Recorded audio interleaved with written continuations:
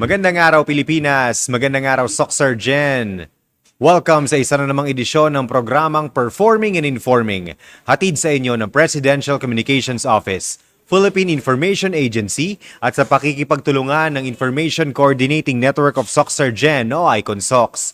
Sa ngalan ni PIA Director General Catherine Chloe Di Castro at PIA 12 Regional Director Frian Abquilan, ako po si Oliver Rivera at samahan ninyo kung alamin ang mga latest development programs, projects and activities ng ating pamahalaan na ipinatutupad sa bahaging ito ng bansa. Tayo po ay mapapanood via Facebook, YouTube at Spotify. Pasalamatan din po natin ang ating mga media partners sa iba't ibang bahagi ng rehiyon na kumukuha sa ating talakayan. And pasalamatan din po natin ang ating venue for today's episode, ang City Mall Coronadal. And we have with us today ang ating kaibigan mula sa Department of Labor and Employment o DOLE upang pag-usapan ang isa sa kanilang mga pangunahing serbisyo sa ating mga mamamayan, ang tulong panghanap buhay sa ating disadvantaged or displaced workers o itong TUPAD. Alam natin maraming interesado na malaman kung ano po itong programang ito at paano po makakasali. I-explain po sa atin yan ng ating guest ngayon, si Sir Kenneth Paul Pakatang, ang Senior Labor Employment Officer mula sa DOLE Regional Office 12. Sir Kenneth, ang inyong pagbati po sa ating mga manonood. So, good morning Sir Oli and magandang umaga po sa ating mga tagapanood. Unang-una, nais po namin magpasalamat sa oportunidad na binigay ng PIA na ibahagi namin ang aming programa, particularly yung tupad natin sa ating mga manonood. Sir, shoutout muna natin si Secretary NCRD. Opo. Good morning po sa ating Secretary Benny Laguesma and our Regional Director, outgoing Regional Director, RD Joel M. Gonzalez. Magiging ASEC na po siya sa Central Office namin. Congrats, by ASEC Joel. October 1. Okay, sige po. Sir, let's start off our conversation kung brief background. Ano po ba itong TUPAD? Madalas po talaga natin na nakikita ito sa Facebook, napapakinggan natin sa mga radio stations and then sa on the ground. Ito po yung kumbaga parang cream of the crop na programa ni DOLE at matunog talaga ito. Ano po itong TUPAD? Yes, Sir Oli. Tama po kayo na ang TUPAD is the flagship program. And famous siya sa social media and sa television. But tama po yung nabanggit nyo kanina, yung nabanggit nyo yung TUPAD, old name po yung meaning, yung tulong panghanap buhay sa ating disadvantaged or displaced workers. So binago na po natin siya ngayon. Okay. Tulong panghanap buhay sa ating disadvantaged workers program na lang po siya. Kasi yung displaced, pinaloob na lang po natin siya doon sa disadvantage. Okay. During COVID time yata ito, sir. Yes po, yun yung naging isang changes doon sa programa. And ang tupad naman po ay sa pagkakalam ng para sa kalaman ng lahat is a community-based package of assistance, no? A safety net na pino-provide niya sa pamamagitan ng pag-provide ng temporaryong trabaho doon sa ating mga disadvantaged workers. Sir, may legal basis po ba ito? Yes po, ang ating tupad program, ang legal basis po nito is the Department Order 239-23. At pinagtibay pa ito nung nag-issue pa si DOLE ng Department Order 239-A Series of 2024 para mas mapaigting at mas mapabuti pa yung ating programa. Sir, sino po yung makonsider natin na beneficiary and sino yung mga disadvantaged workers? Kasi merong mga naririnig tayo na ito, hindi naman ito disadvantage. Paano po natin kinukonsider ito? Okay. Basically, ang beneficiaryo po ng programa is lahat po ng disadvantaged workers na may edad na 18 pataas. Okay. So pag sinabi po nating disadvantage, nahati po yan sa unang-una, yung vulnerable workers, yung may mga trabaho naman, or primarily nabibilong sa informal sector pero kapos pa rin yung income. Yes. No? Pangalawa, yung mga marginalized sectors natin or workers, yung hindi lahat hindi na-avail yung edukasyon, yung sa health, no? May karampatang pagkukulang sa serbisyong na-avail sa government. And pangatlo, yung ating displaced workers. No? Maari po itong to be displaced pa o nakatakdang tatanggalin sa trabaho or yung natanggal na sa trabaho or maari pong naapektuhan yung hanap buhay dahil sa kalamidad. Yes. So yun po yung mako-consider nating displaced workers. So yun po sila yung possible na maging beneficiaryo ng ating TUPAD program. Paano yung process natin, sir, of identifying na ito sila ay pwedeng mabigyan ng tulong mula sa programang ito? Opo. So, kasi may mga partner po tayo, yung sa marginalized and vulnerable workers, nag-uumpisa po kami sa partners natin, especially sa local government unit. LGU-based talaga. Opo, kasi may arm kami doon, implementing arm, yung Public Employment Service Office. Peso. So, sila po yung initially na nag-screen ng mga beneficiaries. Pagdating naman po sa mga displaced workers, nakakatanggap kami ng report kasi required po yung mga companies na mag-report once na may nakatakda silang retrenchment or may mga di-displace sa mga workers. So yun po yung isang consideration namin o yun yung isang paraan na makakuha kami ng mga beneficiaryo sa mga reports. Usually, sir, anong mga gawain ang binibigay sa mga beneficiaryo ng TUPAD? Opo. Ano yung line of work na ginagawa nila? Apo. Yung eligible projects or yung mga ipapagawa naman po sa mga beneficiary, nahahati po siya sa apat na aspeto. Una is emergency response. So primarily na ginagawa doon is yung mga pag-a-assist sa LGU sa mga relief goods or relief operations, mga relief. Forest protection, yung kagaya ng tree planting. Pangalawa naman po is labor intensive method. Yun yung mga minor repairs, no? Yung mga declogging of canals. Yun po, yung isang partner din natin diyan is SINIA. No? Tumutulong po tayo doon. Pangatlo po is yung labor-based supported technology method. Yun na po yung mga public facilities natin na kailangan yun. Kaugnay pa rin siya sa minor repairs. Tsaka pang-apat po is yung labor-based equipment supported method. Yun po yung nakaangkla siya sa construction. Okay. So mga partners po natin, may mga construction projects na kailangan nila ng mga manpower. So yun po yung kalimitang pinagagawa sa ating mga beneficiaryo. Usually, sir, ilang araw yung duration ng TUPAD program? Apo. So, ang TUPAD program naman po ay may 10 days minimum po na trabaho up to 90 days. Depende po doon sa nabanggit ko kanina na mga klase ng projects. However, may exemption tayo, especially doon sa mga parents of malnourished children. Pwede po silang mag-extend up to 180 days. Especially kung nahit talaga din sila ng calamity. Okay. Yun po yung So, exemption. yun yung maximum availment natin, Yes po. sir. Opo. Another, sir, is pwede ba na twice in a year or once annual lang ba? Paano yung Sa guidelines po natin sa program, ang isang beneficiaryo maaari lang pong mag-avail ng TUPAD isa sa isang taon. Isa sa isang taon. Pero ang exemption lang po nun, in case po si beneficiaryo ay nakapag-avail nung una and pangalo gusto niyang umavail dahil na natamaan siya or affected siya nung For calamities. example, yung una, sir, na display siya na worker and then pagka next na naman is affected naman siya. Yes, So, pwede siyang mag-avail ng pangalawa. Pero Basta given that endorsement ni Peso. yes po, may kaukulan po yung dokumentasyon na galing sa LGU, particularly kung calamities, yung sa NDRIM natin or Municipal Risk Disasters natin. And i-verify ng Peso natin and i-endorse eventually sa atin po. Yun po yung supporting niya. Main question, sir, na usually na mga na nag-a-avail nito is magkano ba yung sahod nila? Ang TUPAD po, nakadepende po yung sahod niya sa highest prevailing minimum wage ng isang rehiyon. Yung sa atin naman po, ang highest prevailing minimum wage natin sa Region 12 is 430 pesos per day. So yun po yung matatanggap nilang arawang sahod. Times, for example, 10 days. Times 30. Yes, pero yung 180 days na... Yung 180 days, yun din po ang gagamitin. Okay. So, 430 times 180 days. So, yun yung actual na sahod yung matatanggap towards Sir, the end. ano naman po tayo? Punta tayo sa data.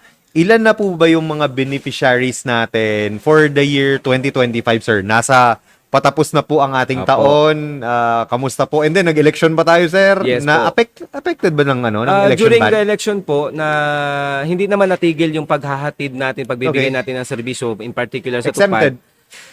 May exemption tayo sa Comelec. However, yung pagpe-payout, pagre-release ng sahod ng mga beneficiaryo ay pansamantalang tinigil po natin starting nung May 2 and hanggang nung election day. Okay. Ayun So po. after election, doon na tayo Usual nag-payout. lang naman pong proseso ang ginagawa natin. Then, doon sa tanong mo po na ilan na po yung naging beneficiaryo natin, Sige po. no? For as of the moment, no, kahapon nagmancom kami. So ang as of the moment na beneficiaryo po namin ay nasa 97,002 individuals po yung na-providean po natin ng temporary employment sa the whole region 12. Whole Region 12. May breakdown tayo nito, sir. Yes po, may breakdown Sige po po. tayo nito. Para isa-isahin natin per province or city para ano natin, sir. Sige po. So for Gensan, no, we have beneficiaries 10,962. Okay. For Cotabato Province, 33,756. Okay. For Sarangani Province, 8,881. For South Cotabato, 30,709. For Sultan Kudarat Province, 12,694. And for the information po, no, si Dole po ay nag-extend ng services niya sa BARM Okay. area. So may accomplishment din po tayo sa BARM na 7,060. Maguindanao del Sur and del Norte lang ito, Yes sir. po, Maguindanao del Sur and del Norte po na areas. Po. Sir, dito sa mga ano natin, sa mga data natin na pinresent for 2025. Ano ba? I-compare lang natin, sir, sa previous years. Mas marami ba yung naka-avail yung 2025 sa 2024? Comparing As far the as you can, figures ano po, opo. Mas marami po ang naka-avail given the time frame, Yeah. no? Mas marami yung naka-avail last year. Last year, Opo. 2024. Comparing dito this year po. Sige po. Sir, next naman po, paano po yung sample may mga reklamo sila? Apo. Grievance natin. Ano yung process natin ito, sir? Oo. Actually, hindi natin maiwasan yung mga Yeah. reklamo, especially na flagship program ito ng DOLE, no? So, kung may mga reklamo po naman po, may mga field offices tayo sa bawat probinsya. Present tayo doon, no? Yes po. So, pwede silang dumulog doon, ipaabot yung mga reklamo nila. And automatic po yung ating mga field offices sa bawat Okay. probinsya ay magkakaroon ng validation, magkakandak ng verification doon sa reklamo. And once makita nilang na legitimate Valid, o valid yung reklamo, ay agad po niyang isasubmit sa regional office for constitution. Isasubmit niya doon sa ating validation team, no, na magkakandak ng investigation. Yun po yung process na pagdadaanan. Sir, usual, ito ba yung nangyayari sa ground? Na for example, ako, nawalan ako ng trabaho, ako ang lalapit sa peso or si peso yung naghahanap? Pwede pong kayo ang lumapit Okay. sa peso. Pwede din si peso po ang maghahanap through pupunta sa kada barangay. Opo. So, So, down to the barangay level, sir? yes po. Opo. Ano yung role ng barangay dito, sir? Ina-acknowledge natin yung role ng barangay na sila yung nasa grassroots. So, Yes. mag-endorse sila, pwede silang mag-endorse ng mga beneficiary or tutulong sila sa paghahanap ng beneficiary na qualified. No? Or pagka- sila yung mag-vet na ito? Yes po. Pero hindi doon natatapos na sila lang po ang mag-e-endorse. So si Dole naman po, once na nakarating sa amin yung mga beneficiary or yung mga mag-a-apply as beneficiary, nagkakandak din po kami ng sarili naming profiling and validation. Kung talaga bang yung in-endorse ng LGU o ng partners natin ay qualified based sa guidelines. Sir, another thing, paano natin may ensure na walang duplication? Yes po. May system ba si Dole? Tama po yan, no? Yun yung problema, yun yung kadalasang tanong din. Paano ma-check na once lang talaga nakapag-avail For yung example, beneficiary? may nag-avail siya dito sa South Cotabato and then nag-avail siya sa Sultan Kudarat. Yes. Paano natin ma-check yung mga Opo, ganun? magandang tanong po yan. Si Dole po ay may naka-in place po na system, yung Tupad Information Management System, kung saan isa siyang database ng lahat ng ating mga beneficiaryo. Okay. So, pag input pa lang doon sa system, no, mache-check na agad doon pa lang sa actual profiling and Online? validation. Opo, online. Okay. So, ginagamit po yan ng ating mga field offices. Makikita na agad doon na, ay, ikaw, nakapagtupad ka na. Or may duplicate ka doon sa listahan. O, so, nafi-filter na po. So, hindi lang region-wide, nationwide pa ito, sir? Yes po, nationwide po ang ating sistema. So, wala talaga ng Luzon. For example, lilipat siya doon sa Davao Region. Yes po, opo.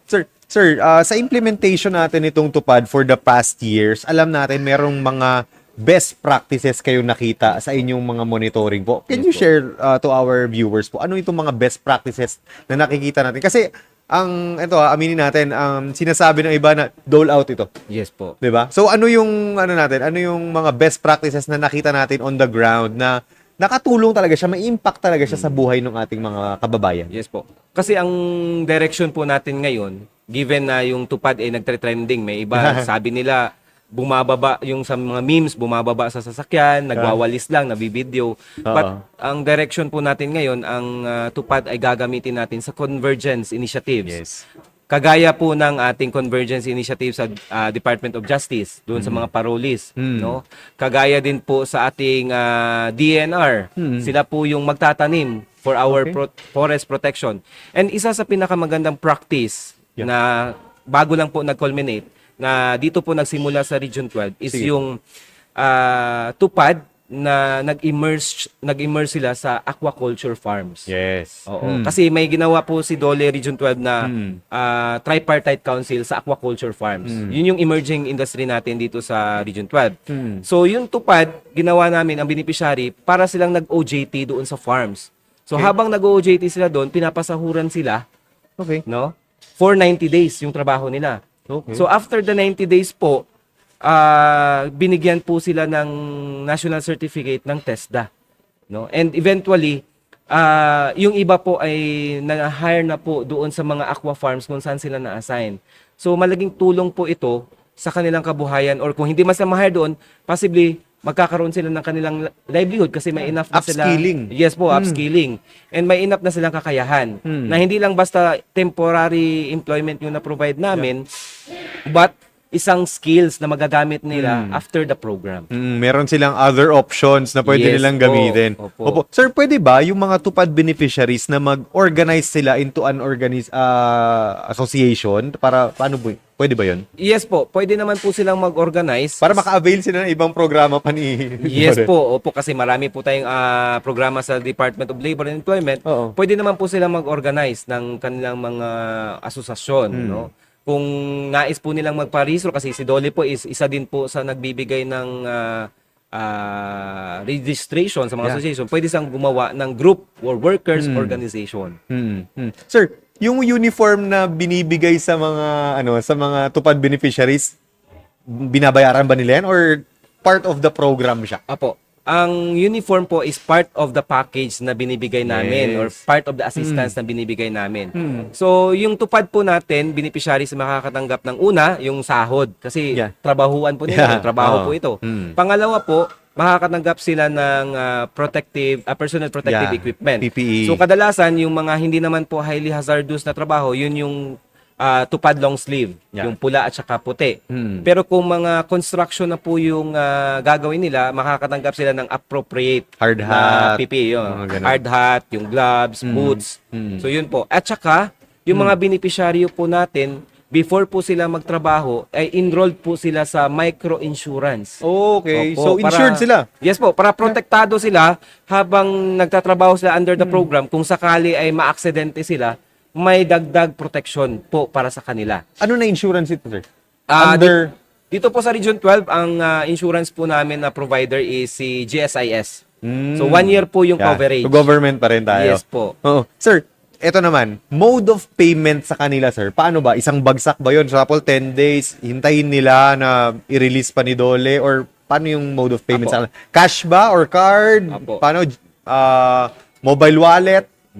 So sa mode of payments naman po, nakadepende po yung frequency sa gaano katagal yung engagement nila. Kung 10 days lang po, aantayin nila matapos yung 10 days. Pero kung 30 days to 90 days, so pwede tayong every 15 days magpapasahod. And yung mode naman po namin sa pagpapasahod is unang-una, through tracking numbers. So may partner po tayo na service provider, kagaya nung RD Pawn Shop and M. Luilier Pawn Shop, na doon po namin pinapadaan yung sahod nila. Pero may mga case Sa GIDA areas, sir. Yes po. Yung sa mga Sa mga GIDAs natin. GIDAs areas naman po, yung ginagawa naman po namin true cash po yung pagbabayad. Cash yung pagbayad Opo. sa kanila. Opo. Pero by default po talaga, ang ginagawa namin para iwas na din sa issue at saka sa safety ng aming personnel, through tracking numbers po yung sahod nila. Sila po mismo ang magki-claim kukuha doon sa service provider namin para maiwasan yung issue na ay matagal natanggap yung sahod, or binawasan, baka kinaltasan na din. Opo. So yun po yung isang safety measure din namin na ginagawa sa office namin. At least klaro. Sir, assurance natin na magko-continue po itong program for the years. Meron bang mga moves na maging batas po ito? As of the moment, wala pa pong So Dole executive wala pang naka-craft na batas na maging institutionalized ito kagaya nung ating SPES, no? Pero andun naman po, patuloy po yung ating implementasyon kagaya for next year, no? Naka-pipeline siya sa ating budget, proposed budget natin na andyan pa rin yung tupad. Kasi ni-acknowledge natin na malaki at malawak yung matutulungan natin. Sir, hindi ba paano yung allotment natin ng budget dito? Per province ba siya? Or meron talagang pondo si Dole na ito for this year?